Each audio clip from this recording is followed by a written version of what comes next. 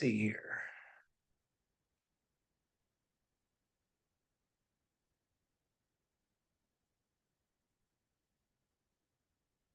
Okay. Okay, well, so we're talking about tolerance tonight. What tolerance is, what it isn't. What is the correct view of tolerance, correcting some misunderstandings our culture has. But hopefully, this will be useful for you in the days and weeks ahead because you're going to need to know this stuff. If you don't already know it, maybe you already know it, but it's definitely an ongoing issue in light of what's been happening in our world and culture, no doubt about it. So, there was a book a long time ago written by Josh McDowell and Bob Hostler. That was always his co-author. He wrote a lot of books with Josh called "The New Tolerance: How a Culture Move Threatens to Destroy Your Faith and Your Children." So they began to talk about this a long time ago. This book came out, I think, in the late '80s, early '90s. So there's been other books as well, but this has certainly been going on a long time about the issues I'm about to talk about. Not much has changed, really. Um, so I looked up some definitions of tolerance on certain dictionaries, and it says here in defining tolerance, let's see, I have yourdictionary.com that says tolerance is is a tolerating or being tolerant, especially of views, beliefs, and practices of others that differ of one's own.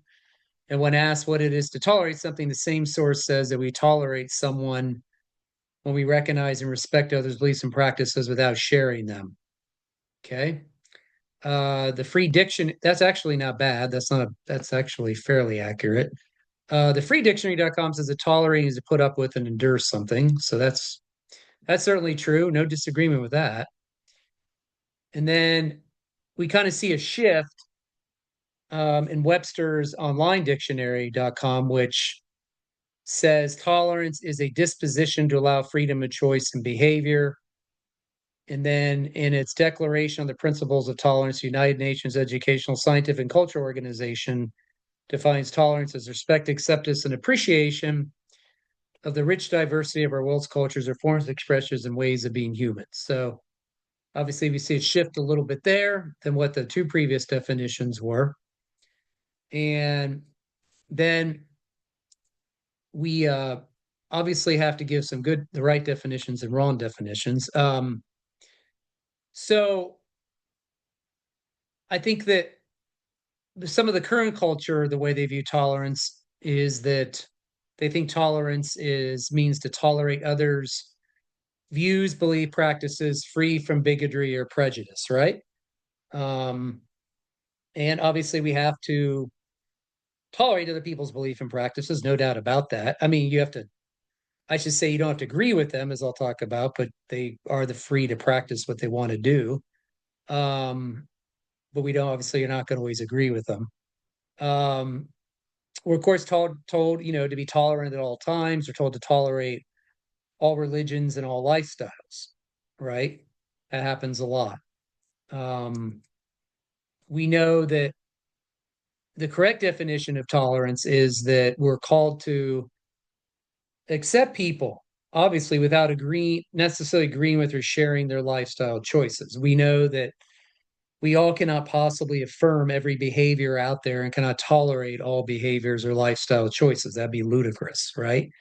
If my son comes home and says he's addicted to drugs or alcohol, or he wants to live in a certain lifestyle that I don't agree with, obviously I can't tolerate that. I can tell him, still love you, but I'm not going to I can't tolerate that or agree with you about that. That's just common sense.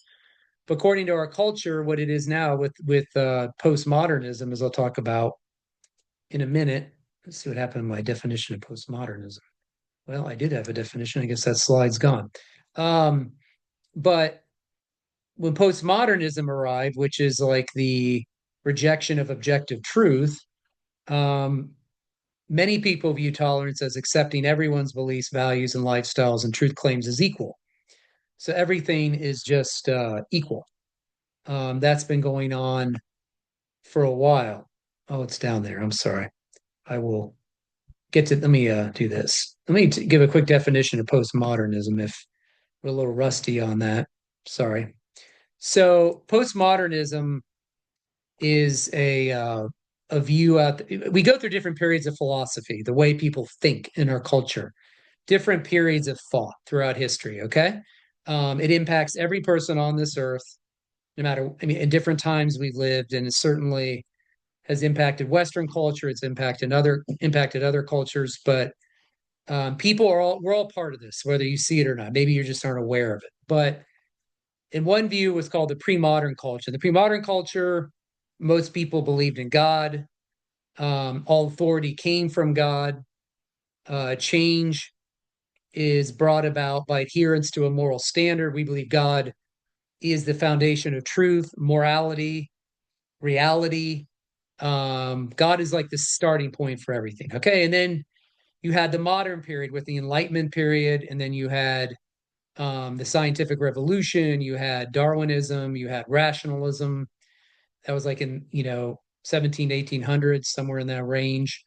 And you had people turning to where God was kind of not totally removed, but some people still believe in God during the modern period. It's not like everyone's atheist now, but the point is that the move from God being the center of everything, the foundation of morality, truth, reality, was replaced in some ways with science and rationality. And authority became the authority was known through the sciences and certain kinds of other kinds of philosophy. And there was a big quest for certainty during that period. They think they found like a way to there's a level of certainty we have with the sciences, right? The sciences give us this objective certainty that people want. And then postmodernism kind of reacted to that after World War I and World War II, because that level of certainty, many postmodernists think that led to two world wars. And you have postmodernism's reaction, which believes that truth is more constructed by you. You're the sole barometer of truth. You construct your own truth, or it's constructed by each society. Morality is up to the individual. Um, each person has their own view of reality. There is no unchanging reference point, and everything's kind of socially constructed. Okay, it's based on mostly starts with the individual you. Okay, you are the sole barometer of everything. Okay, and there's like a distrust to any kind of firm authority in anything. There's like a distrust to embrace that. And so um, they sometimes think when you're embracing postmodernism, they sometimes think that holding to any kind of objective truth can lead to violence because it leads to power, it leads to marginalizing others. And so it leads to too much dogmatism and absolutism. And so many people in our culture don't know they're postmodern, but I talk to them and I can tell they have this in their thinking because they'll say, truth, each person has their own truth, Eric. You have your truth, I have my truth. Reality is whatever I want to make it be. There is nothing I don't really care if something's really true. All that matters is if it works for you, or each person has their own subjective preference for what they want to do. There is no objective truth standard. There is no objective morality. People, this is all around our culture. It's been going on a long time, still going on. So that plays a role in tolerance. Okay. Um, so when people are accepting everyone's beliefs, values, lifestyle claims as equal, that's definitely a result of postmodernism. Okay. And so we know that I'm sorry, a good definition also out of the Pocket Dictionary of Ethics this is a good one here. I agree with it. They say the verb tolerate means to allow without opposing, to acknowledge the right of another to hold contrary opinions, right? And that's true. We acknowledge someone to hold contrary views, and we can still, not shame them and hate them, and hopefully we respect them as people. Not happening a lot these days, of course. And then um, when it comes to respect with tolerance, the traditional view, which is what most of us believe here, I assume, is that we give due consideration to others' beliefs and lifestyles without necessarily proving them. As I said, you don't tolerate every lifestyle and every belief. You can't. You can't respect every belief system and every lifestyle. That would be absurd, right? But with the other view out there, which is a lot of the way the culture is going, um, many people say you need to approve of a certain lifestyle or belief, or you hate them, right? Or you're hateful, right? If you don't agree with it, you're not being tolerant, you're being hateful, you're being judgmental, right? And that's just a complete misunderstanding of the classical view of what tolerance is and the basic common sense view. But a lot of people hold this view, right? And so people are so afraid these days to say any belief system's not true or any belief system's wrong or any lifestyle's wrong because they're going to be viewed as a bigot, they're going to be viewed as hateful, and they're just going to be viewed as intolerant. So that's just a complete misunderstanding of what tolerance really is. And then, of course, with tolerance, like I said, it involves acceptance, right? That in the traditional meaning of acceptance, we can embrace people for who they are, but not necessarily agreeing with what they say or do, right? Just like you have someone that's an alternative lifestyle, or a certain alternative belief system, we certainly accept them as people, but we don't accept what they say is like true. I mean, if a Muslim says to me, "Why are you not a Muslim?" I say, "Because I don't think it's true." I mean, if I thought Islam was true, I'd be a Muslim. It's just that simple. I'm not being mean. I'm not being judgmental. I'm not being intolerant. I'm just stating a fact of reality. I don't think Islam matches reality. So I don't think it's the belief system matches reality. It's the core claims of Islam because they totally get Jesus wrong. So obviously that's why I'm not a Muslim and I can say it. I'm not a Buddhist because I don't think Buddhism is true. Certain aspects of Buddhism aren't true. I'm not a Hindu because I don't think certain aspects of Hinduism are true. Every religion has some truth in them, some truth, but the core beliefs are not true. So obviously, I don't, and that doesn't make me intolerant. It's just common sense, right? Um, but many people today thinks acceptance means you have to endorse or accept every belief and every behavior. And if you don't, you're not accepting. So that's just a complete misunderstanding what tolerance really is. And then, of course, with morality, of course, the classical view of tolerance or the traditional meaning is that certain things are morally right and wrong is determined by God. But the opposite view today of that is that with moral judgments that people think we have no right to judge another person's view or behavior because they think that's intolerant. And everybody just has their own morality. And that's what we mean by moral relativism or postmodernism. So that's part of our culture as well, misunderstanding that I've talked about this before. You can make moral judgments all day. We make moral judgments all day long. If we can't make any moral judgments, then we would cease to exist as a society, right? So you definitely can say certain things are morally right, morally wrong. There's no way you could be like a human being. There's no way we could exist as a society, right? Um, and I talked, of course, about judgmentalism in a Christian context. If we, like Matthew 7 says, if we call people out for things and we're doing the same sin, then yeah, that's judgmentalism, right? If we say, hey, you shouldn't be doing that, that's sin, but then I'm doing the same thing, then obviously Jesus views that. We're not removing the speck out of our own eye first, right? And then truth, when it comes to tolerance, of course, in the classical definition of truth or the traditional view is that there's an absolute standard of right and wrong, right? Or absolute standard of right and wrong, absolute standard of truth. And that comes from God. God is the unchanging moral standard of truth. He's the unchanging standard of truth, period, because he is truth and he doesn't change. But of course, we know that in today's world, and especially a postmodern culture, that each person tends to have their own definition of truth. They say whatever's right for you, whatever you think is truth, right? So very similar to morality. Now, I call these the three Ds of tolerance. In order to deal with tolerance or to have an issue of what's tolerant and what is intolerant, to be tolerant means you have a disagreement. The need for tolerance is to mean you have a disagreement, right? It's when two people don't agree on something important. So you have this issue, right? and you say to yourself, am I going to tolerate? What am I going to tolerate? Well, you definitely don't have to agree, but you have to find a way of peaceful coexistence in the midst of disagreement, right? That's the problem our culture is having today, right? Is that people are having a hard time coexisting when they disagree, and that's a challenge.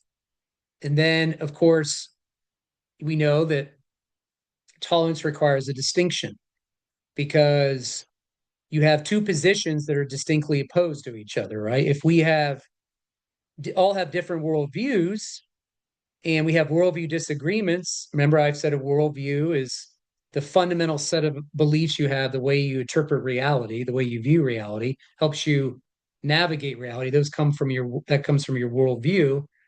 Obviously, we have a lot of different worldviews in our culture, and people don't have the same worldview. They don't see reality the same way. They don't have the same worldviews that the different worldviews answer worldview questions, right? Worldview answers questions: where we come from, where are we going, what morality is, what happens at death, what's our purpose, meaning, how do we view people. If we all have different worldviews about those fundamental questions, we're not always going to agree, right? Um, we have a lot of political differences because it's based on a worldview, a different worldview. Okay, some people think God is government, some people don't. Some people think government's supposed to do this, other people don't. Some people think that this is the best way for our country to flourish. Other people have a different way or different view of the way our country should flourish, and we just don't agree. But some of it's related to worldview issues. Okay, so um, that's why we need to know what our worldview is, as I've said over and over and over. And I've said many Christians don't have a worldview or they don't really study their worldview, which is just doesn't make any sense to me. I don't know how you even live in this world without knowing your worldview. And we need to know other worldviews, right? We need to know what other worldviews people hold to so we can have respectful conversations and agree that, we have different worldviews. That's just the way it is. And we can talk through them and see where we can find common ground. Some cases we may not be able to find common ground. Okay. But as Jesus followers, we're certainly required to personify tolerance, right? We're supposed to be tolerant, but we are supposed to also boldly and proclaim the truth. Okay. We don't compromise, as I'll talk about in a minute. But some of us have embraced the fact in churches, among Christian circles, is it seems that we have to embrace the attitudes and values of the culture in order to be tolerant. In other words, we're caving to the culture's definition of tolerance, okay? Because we're so pressured in being wanting to be liked and wanting to be embraced and wanting to be what we think is Christ-like. But we're kind of we're really misled there, okay? Um, so, of course, tolerance requires a certain demeanor. Um, as I'll say in a little bit, all ideas are not equal. They can't be. There's no way. So it's okay to hate a bad idea as long as you remember we're called to love people with bad ideas. Bad ideas are bad worldviews. So you can reject a worldview and be objective, fair, and permissive towards those who hold the worldview, but how you react towards those people will define you as tolerant, not how you react towards ideas. Okay. How you react towards that person who has a different worldview will show what you really believe about tolerance, right? Um, because obviously we can't all agree that all ideas are equal. That's just ludicrous. Okay. Um, so let me go over the Bible a little bit about a biblical view of tolerance. So tolerance in the Bible has really a deep relationship with forbearance. Okay. It means putting up with a person's point of view, even if we disagree. So, like I said, tolerance is directly related to forbearance. Okay. And we know that the New Testament teaches forbearance, moderation, or patience. We're called to bear with and endure others in certain passages. We're called to be gentle with others in certain passages in the New Testament. And you guys know, if you've ever had a major disagreement with someone, it really requires a lot of tolerance. It requires forbearance, right? And we have to learn that, right? I mean, we have had, you know, I, we've had a lot of difficult, sometimes very difficult conversations in campus ministry, not all of them, but we've had some pretty tough conversations where we hear things from people that, wow, that's going to take a lot of forbearance here to kind of listen to this person, listen to them, what they have to say, and listen to them give a completely different viewpoint that you think's maybe ridiculous. I mean, when I told you a couple of weeks ago, I had a student tell me that it was perfectly fine for Charlie Kirk to be murdered and he was a Nazi. That took a lot of forbearance on my part, took a lot of patience. I could have just spouted off at her and said, "You're insane," and just got really mad and angry. No, I didn't do that. Now, I told her it's hard to have a conversation with you. I said it's really hard to have a conversation with you when you hold that position, right? But I didn't yell, I didn't scream, I didn't cuss at her or anything. I didn't say I hate you or anything. I asked a couple questions, but it became clear to me it was very hard, to have a conversation, but it took a lot of forbearance. But I know I've seen others in much more difficult situations where they have to show forbearance. Um, I've seen other public speakers. My friend Frank Turek's been asked very difficult questions at Q&As where he's got a big audience. Charlie Kirk had that, right? A lot of times where they had to show a lot of forbearance and moderation or patience. Maybe they didn't always do it perfectly. I'm sure they learned. I'm sure they made mistakes. I'm sure that they learn more forbearance and patience. Many of us have to go through that too sometimes, right? Now, um, so forbearance, um, sometimes in the New Testament has to be patient with sin, but we don't condone it, obviously. When we have people we know that are doing things that are not what God wants, such as a wayward child, such as a wayward friend, such as a wayward brother or sister, they're not doing things that we know are biblical. We have to be patient with them, right? It takes patience and forbearance. But we're not condoning the sin. We don't agree with the sin at all. Matter of fact, we may hate the sin, but we know sometimes we have to be patient with them. Okay. And that God's patient with us. As we know, he puts up with our sins and faults. He puts up with other people's sins and faults. Now, he doesn't condone it. He hates it too, but we know that we have to imitate God, and we know that we struggle with that sometimes, right? But God certainly puts up with us, and he puts up with a lot. Okay, he waits on us sometimes when we're not doing the right thing. He waits and waits and waits us. He doesn't cast us out. He doesn't turn us aside. He doesn't forget about us. He doesn't disown us. He puts up with us, but we face the consequences, of course, when we do the things he doesn't want us to do. It's not fun. Okay. But sometimes people choose to keep doing that. Now, it's true that in the Bible, obviously, Jesus and Paul and others didn't put up with false beliefs, false religious beliefs, or untruth or falsehoods. And some people think that we're called to tolerate people from all religions. We are definitely called to tolerate people. Obviously, we love people from all different religious backgrounds. We obviously don't agree they're all true. I mean, if someone says that it's arrogant or immoral to claim one faith is true, we're not going to be able to budge on that because we know that Jesus and the apostles claimed that he was the only way to God. So people think that's exclusive and arrogant, right? But we make that claim and we just tell people you need to go wrestle with Jesus and wrestle with the apostles. It's not our claim. We're just passing on you what they said. Okay. But we are certainly called to love and tolerate people from different religious backgrounds, but we don't agree with them that all their beliefs are true. I told you, I mean, I'll tell a Muslim right to their face, I'm not a Muslim because I don't think it's true. Obviously, if I thought it was true, I'd be a Muslim. That's not being arrogant. It's just being factual and realistic and just common sense. I mean, I tell them you're not a Christian because you don't think Christianity is true, right? But all religions can't be the same. They all have different truth claims, as we've talked about before.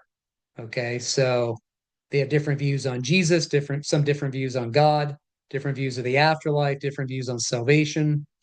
So logically speaking, they all can't be the same, and we're not going to agree that they're all saying the same thing. We don't have to endorse them all as being true. That'd be ludicrous. Okay.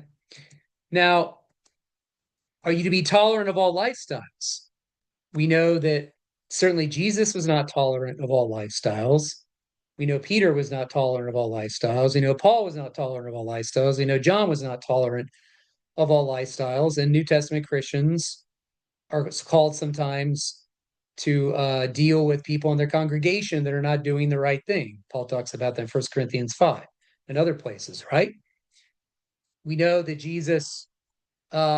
we know that in some cases, we obviously don't tolerate sin. We know that not everyone's going to agree with us. Not everyone's going to treat us in a godly way. But in a sense, we have to let the world be the world. They're going to do what they want to do, right?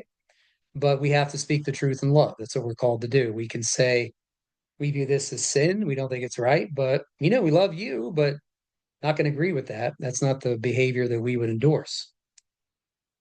Remember Jesus when he caught the woman in adultery in John 8, 7:53 to 8:11, we know that he loved her, and certainly he called out the Jewish leaders there, telling them, don't judge her unless you have sin in your own life. But we know that he didn't encourage her to keep living in sin, right? We know that he addressed her needs, said, I don't condemn you, but he did say he wanted her to leave her life, leave the life of sin she had, and walk in the newness of holiness. So he certainly told her what he wanted her to do, and he didn't like completely dismiss the sin, right? So he spoke the truth in love, right? That's what he always did. We know that Jesus told his disciples and the need for tolerance with children, of course. And everyone's had children, you need to be very tolerant. It takes a lot of forbearance, right? Marriage as well. And we know that Paul encouraged ministers to tolerate other Christian workers, even when their motives might even be wrong. He talks about in Philippians 1. Maybe they're not preaching the gospel with the right motive, but he says he wants them to still tolerate them. Okay. Now we know that the Bible places clear limits on tolerance. Okay. We know that evil and wickedness are not tolerated. We know there's no room in the church for false teachers, ungodly teaching, unsound teaching, false doctrine being taught. Paul's very hard on that. Peter's hard on that as well. They don't have a lot of tolerance for that. As a matter of fact, if you read some of Paul's letters, Peter's letters, and Jude, we know that they had a big problem with false teachers, false prophets, false teaching. It was everywhere in the early church, okay? We also know the sexual immorality and idolatry were not tolerated, okay, in the early church, okay? There was, that passage where Paul's telling the person he releases the person to Satan to be buffeted. One passage in where he talks about that he says, let God judge the outsider, let us judge the insider. Talks about the church being permitted to judge the insider, right, if they're doing something that's wrong. But we need to have the right attitude, okay? And oops, sorry. And we know that we're called to stand up for what is right. We're called to be courageous at certain times. Um, that's been a big problem for Christians for a long time. We're afraid to speak up because of consequences. We know that sometimes we just shut up. We shut up and put up.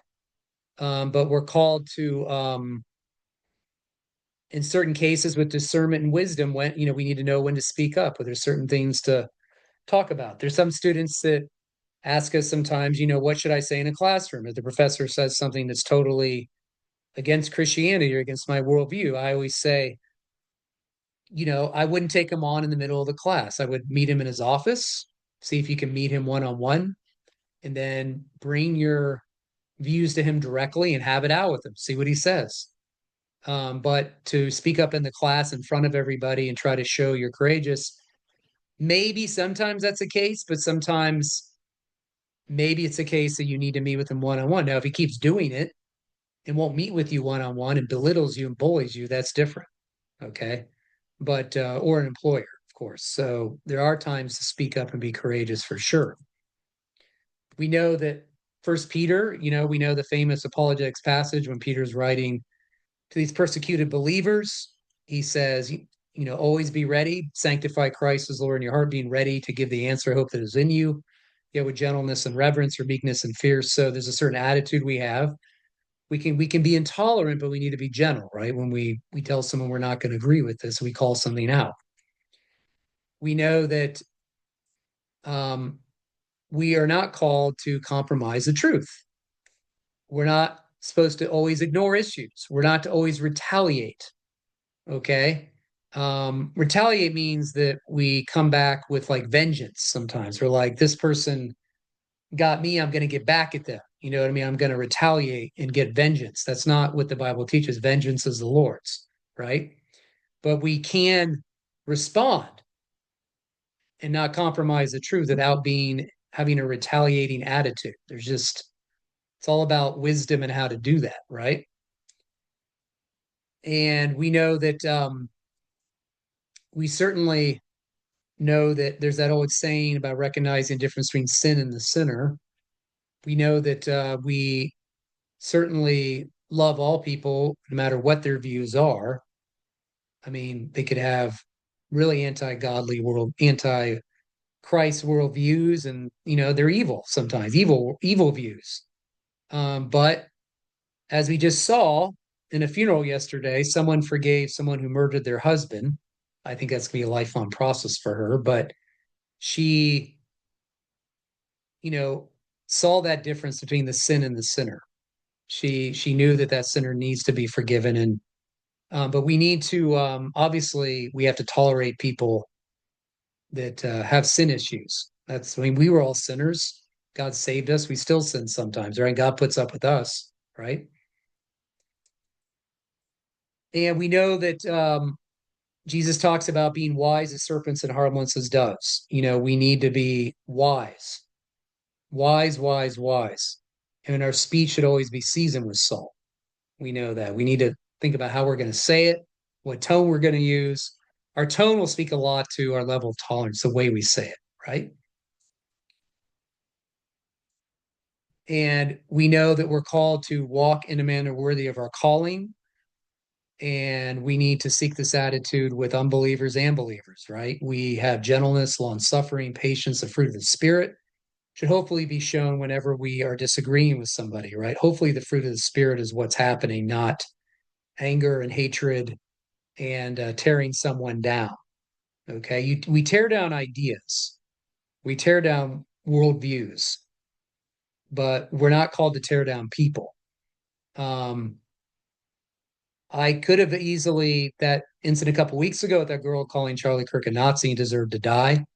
I could have torn her down right there. I could have said, "You are the stupidest person I've ever met in my entire life. You are the most ignorant person I've ever met in my entire life." I could have said that. I said to her, "I think you're misled. I think you've got some bad information. And I want to know where I'd like to know where you're getting that." But she didn't want to talk. Okay.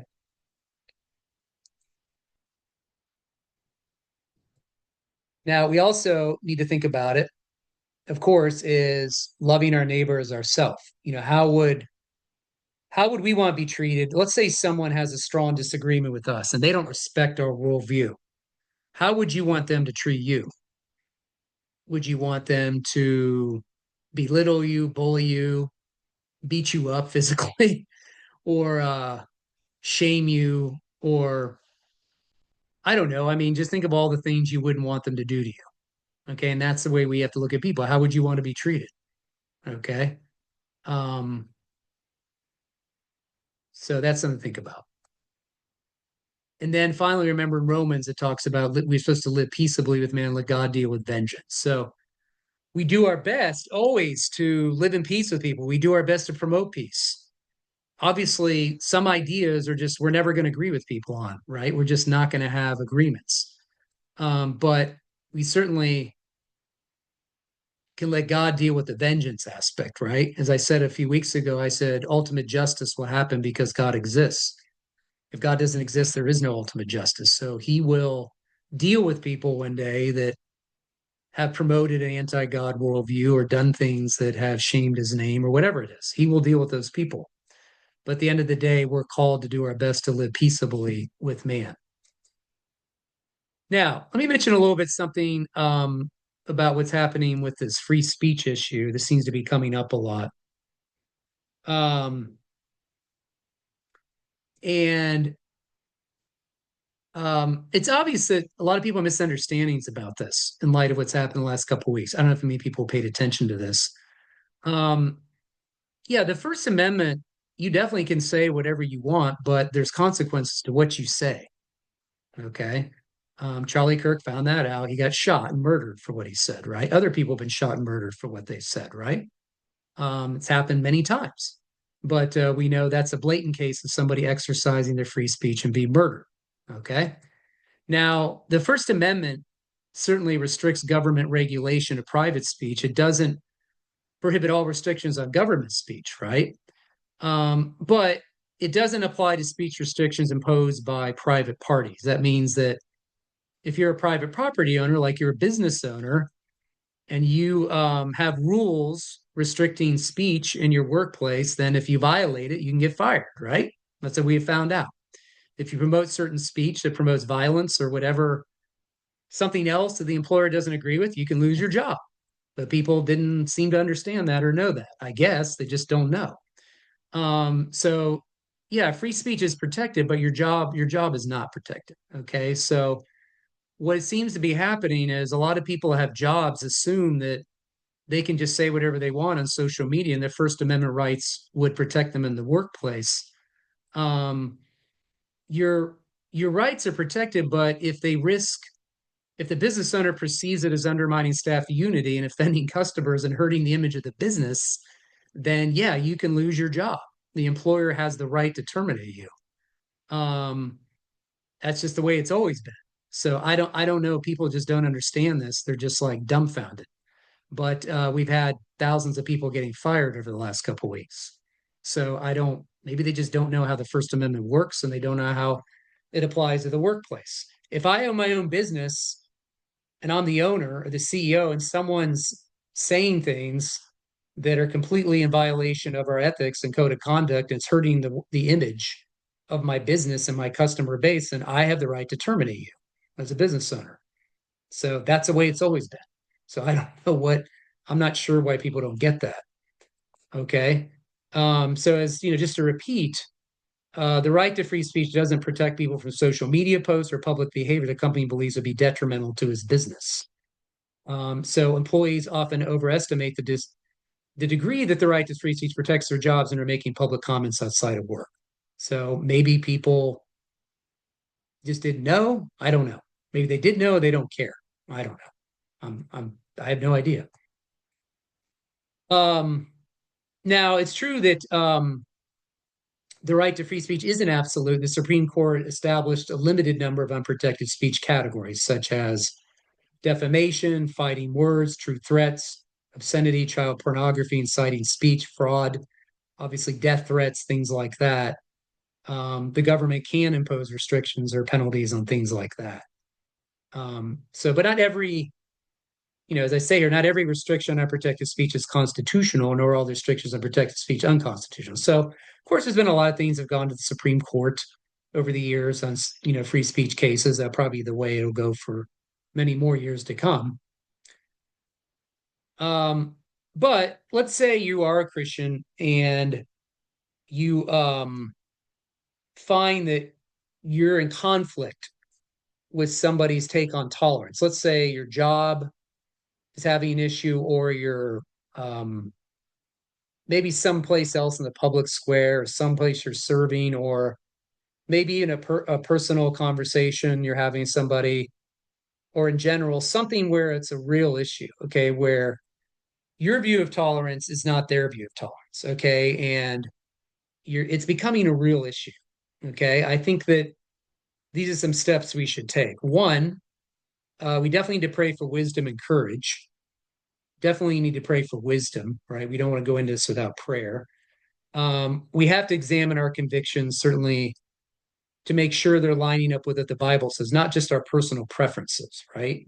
You have, it's something related that is related to the Bible, right?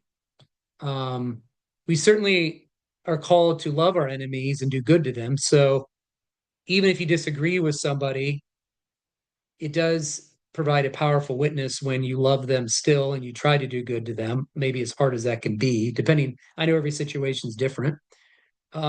We need to sometimes engage. We always need to engage, obviously, with the fruit, try to engage with the fruit of the Spirit. And of course, have compassion, kindness, humility, gentleness, and patience. In some cases, if legal issues come up, becoming like a legal issue. You have to explore your rights under the law. We know that we've had people that have been tried. People have tried to force them to compromise their Christian convictions. Um, baking cakes for a gay couple that wants to get married or whatever it is. Other issues. Sometimes there's legal issues that come into play, and that's going to happen. Okay, and so there's nothing wrong with exercising our rights under the law. Of course, you have to understand what they are. Okay. Now, let me also say it's very interesting how this thing that has become in our culture, this common thing that views disagreement as bigotry, phobia, or hate. If you disagree with somebody, that's hate speech, or you disagree with somebody, you're hating them, or you disagree with somebody, that's a form of bigotry, or you just have a fear of them. So if you disagree with Islam, you have Islamic phobia. If you disagree with transgender people, you have transphobia. If you disagree with the gay community, you have homophobia, whatever it is. The list goes on and on and on of all kinds of examples. So this is really interesting how people kind of weaponize this because that's what it really is. Um, and so obviously, if you think all ideas are equal, then you're just completely ignorant. Okay. If you think that if you disagree with an idea or worldview and that makes you automatically disrespecting the person, that's a real problem.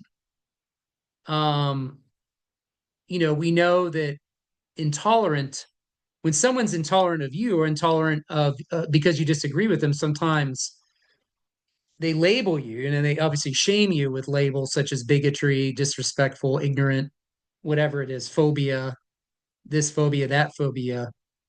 Sometimes you can even be sued or punished by law, right? We know that I know that Jordan Peterson, Canada, had a different view of certain moral issues in Canada, and I think the whoever's in charge of psychiatry, they're like the board of psychiatrics or whatever, had him go through a re-education program, which is crazy because he already, Jordan Peterson's pretty well established as a psychologist. So that can happen sometimes. But the problem is obviously, the view that no one's person's ideas are any better and truer than another's is obviously absurd. So if you really believe that Marxism and um, capitalism and socialism are all the same things. They're all valid. They're all completely true. They're all basically they're just as good as one another. They all have the same truth to them, same value. They're all no better or truer than each other. Then that's just absurd. Or whatever it is. You could give another example. There's so many examples. So obviously that any other approach is foolish, okay? Because we know that ideas have consequences. So to argue someone else's views or worldview is false, meaning it doesn't match up with reality or it's immoral or plain silly, it doesn't violate any meaningful standard of tolerance, right? Some worldviews are silly. There's not a hint of evidence to them. Some of them are completely false, and some of them are obviously downright immoral. So if you make that claim, if you say, listen, I just don't think they match up with reality, I don't think there's good evidence for them, I think that's just absurd. That's part of being in a open society, that you're free to say that. That's not hateful. Okay. Um, the problem is that, for example, like many conservative Christian organizations, if they disagree with the LGBTQ agenda, then the assumption is there's a motive behind it, right? Hate must be their motivation. That's why they're disagreeing with us. They're disagreeing with our lifestyle. They're disagreeing with us, they just must hate us. Okay. Or the trans community, that you disagree with transgender ideology. You don't think it's matching with reality. You think that biology and psychology should go together, that your biological identity is matched with your psychology, that biology and psychology should be integrated. You don't separate the two. That people shouldn't just go off and cut their body parts off just because they have gender dysphoria for 2 months or 3 months. That it's not good to cut your body parts off. That's not good for you. It's not good for society. I mean, you can do it, but we don't have to agree with it. Okay, but to assume that's hate, there's a hatred behind that, leads to what really is going on is that what really is going on here is that people that do the hate tactic, it's because their identity is too caught up in that thing. Okay, their identity is in being gay. Their identity is in being trans. So if you're disagreeing with it, you're you're hating them because you're pushing back against their identity. Their identity is absolutely wrapped up in that thing. It's who they are. Everything about them is wrapped up in that identity. That's why one of the reasons they say you're hating me because this is who I am. Okay. And what do we say? Say, no, we don't hate you. Because one of the main reasons we don't hate you is because we believe your identity is an image bearer of God. All right. You're creating the image and likeness of God. That's your core identity.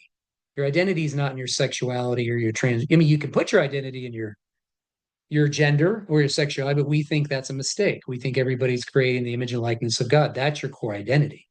Okay. And this was talked about in the book called The Coddling of the American Mind, which I have, where these two authors said that what they said, they call it one of the great untruths. The idea that life is a battle between good people and evil people. Once that mindset takes hold, disagreement itself becomes proof of wickedness. A different perspective isn't just wrong, it's immortal, it's immoral.